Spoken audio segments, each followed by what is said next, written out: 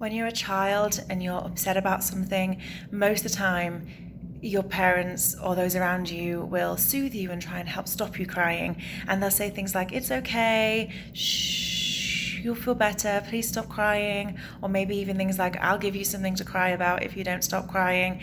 And so we learn as a child that crying is a shameful thing, that we shouldn't be doing it, that it's unwanted, it's negative. And then as we grow into adulthood, we then learn ways to regulate these feelings of feeling like we want to cry, or we hide from them, or we feel ashamed by them, or we just completely repress them altogether. But the thing is that when we're feeling the things that make us feel like we need to cry, they're not just in our brain, we hold them in our body too. They're an energy in our bodies.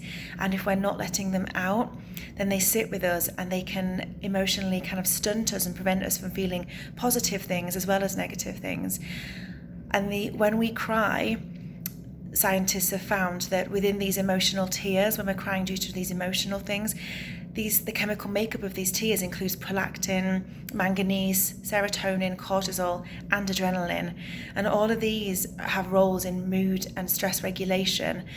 So by crying, it's quite clear that we're actually trying to process these things in our body, and that it's a healthy way of regulating ourselves, and not just emotionally bypassing. And I wanted to just say that it's okay to cry and to invite you to cry. There's actually some cultures where they get together and they have like a sob fest together and they cry as a group, and it's a way to say that it's okay to cry, we're all doing this together, we're not ashamed, and try and normalize it in some way. And why wouldn't we use the body's natural healing mechanisms to our advantage and just cry when we need to?